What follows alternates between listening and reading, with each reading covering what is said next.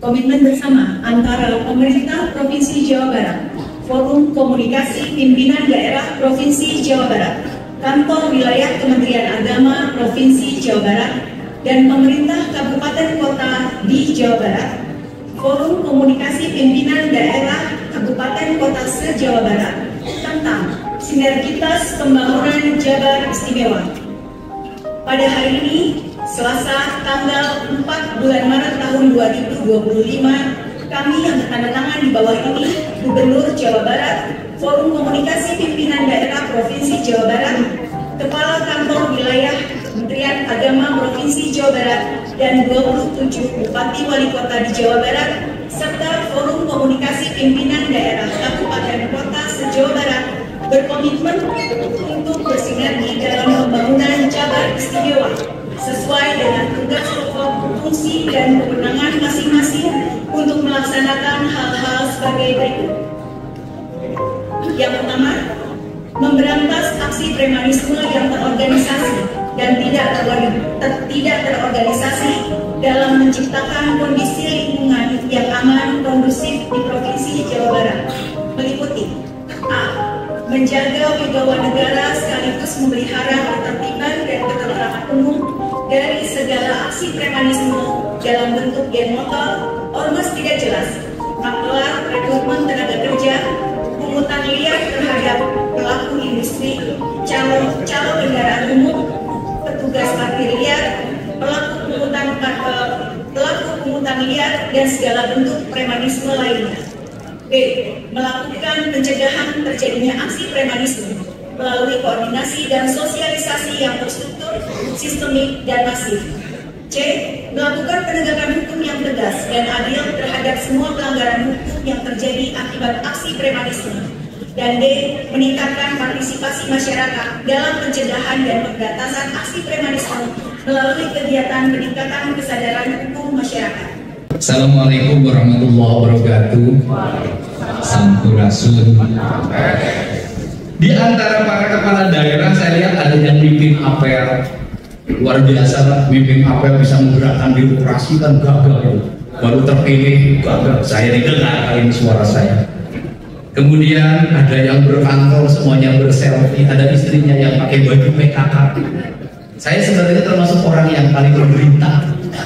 Yang pertama, sampai hari ini saya belum pernah masuk ke kantor. Yang kedua, saya belum pernah mimpin apel. Dan saya tidak ada yang pakai baju PKK kecuali anak saya.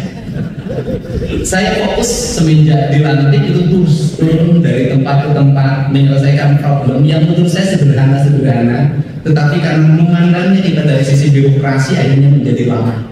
Saya merubah pola rapat hanya menjadi ngobrol saja. Kemudian dari ngobrol itu lahir solusi-solusi. Hari Selasa kita akan mengevaluasi tata ruang Provinsi Jawa Barat secara bersama dengan Menteri ATR BPN, nanti para ketua DPRD saya hadir. Kenapa? Kesadaran ini kalau tidak dibangun sekarang, bencana akan terus dalam setiap tahun. Dan saya tidak mau jadi gubernur, Pak Dan Ramil, Pak Kapolsek, Pak Kapolres, jadi gubernur itu juga. Kenapa? Setiap bencana penyelesaiannya cuma dengan sembako. Saya nggak mau. Di kita ini punya ciri khas. Banjir dikirim sembako, longsor dikirim sembako, kebakaran dikirim sembako, seluruh masalah penyelesaiannya sembako. Saya ingin penyelesaiannya komprehensif. Yuk kita perang ya kita perang, kita tarung ya kita tarung.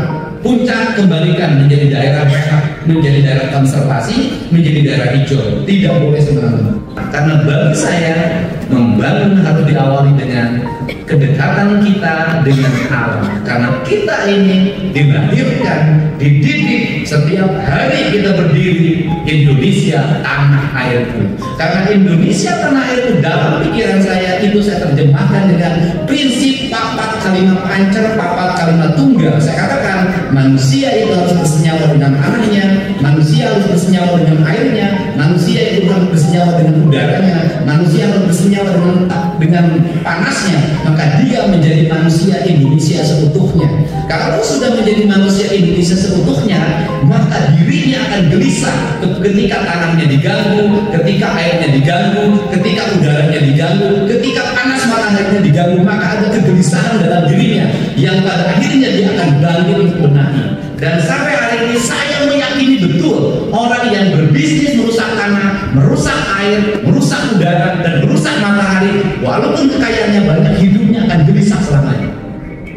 Ini prinsip dasar tentang manusia Indonesia seperti itu. Dan doktrin ini diajarkan dalam prinsip dasar doktrin Siliwangi. Doktrin Siliwangi mengajarkan tentang manusia itu harus nyiliwangi. Karena nyiliwangi maka dia tiada tapi ada.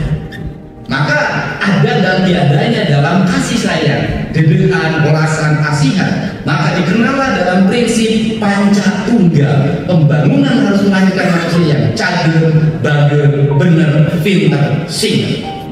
Jadi filosofi dasar pembangunan saya lihat para bupati wali kota nanti saya ajarin, gak usah nyari jauh-jauh, cari di leluhur kita, kitabnya ada, ajarannya ada, dan yakinilah para pemimpin yang memimpin kampungnya kembali pada ajaran leluhurnya, maka dia akan diaping, dijaga diriksa. Ini keyakinan saya. Bicaranya tidak lagi kuat. Saya tanya ke sekda, saya nggak pernah rapat. Tiap malam sekda mengeluarkan 3 surat edaran. Hampir setiap bangun saya selalu nelpon. Siapa yang angkat telepon? Para bupati suka saya telepon. Saya tahu bupati yang bangun pagi dan bupati yang HP-nya mati. Dan saya minta para bupati jam 4:30 HP Anda harus nyala. Kenapa? Karena kita sudah mendeklir diri menjadi pelayan rakyat. Siapa tahu pada saat pagi itu ada sesuatu yang harus kita bantu, HP kita mati, berhentinya sebuah layanan. Ini pertama. Kemudian kedua, harus ada rasionalisasi. Bagaimana kita ingin bangun jalan, ingin bangun jembatan, ingin bangun irigasi, ingin bangun sarana pendidikan, ingin bangun sarana kesehatan, harus pakai duit. Duitnya dari mana? Duit sumber pendapatan kita mau Jawa Barat mau ngandelin apa? Kita nggak punya batu bara. Kita nggak punya tambang emas kayak di tempat lain. Kita ini pajak yang kita raih yang terbesar adalah dari pajak-pajak investasi. Pabrik atau industri adalah harapan kita.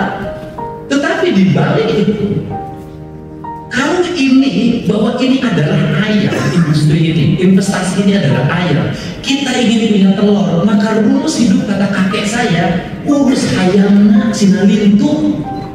Artinya bahwa investasinya kita jaga bersama, jangan diganggu. 1, jangan diganggu ketika pembebasan. 2, jangan diganggu ketika dibangun industrinya.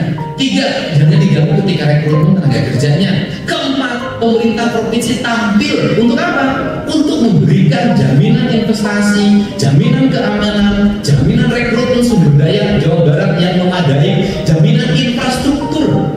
Maka hari ini saya mulai mendata, pabrik Anda butuh apa? Jalan, aku anggarin deh jalannya. Pabrik apa butuh apa? Air, aku siapin airnya. Apa listrik? Kita bangun konektivitas di PLN-nya walaupun agak susah. Ini karena kita ini tampil untuk memberikan jaminan pada mereka untuk apa? Untuk bersaing dengan Vietnam, bersaing dengan Tiongkok. Kenapa hal ini dilakukan? Agar mereka nyaman. Kalau mereka nyaman, rekrut yang kedua, mereka bangun pabrik, ada orang kuliah di pabrik. Setelah itu ada bahan material yang diserap.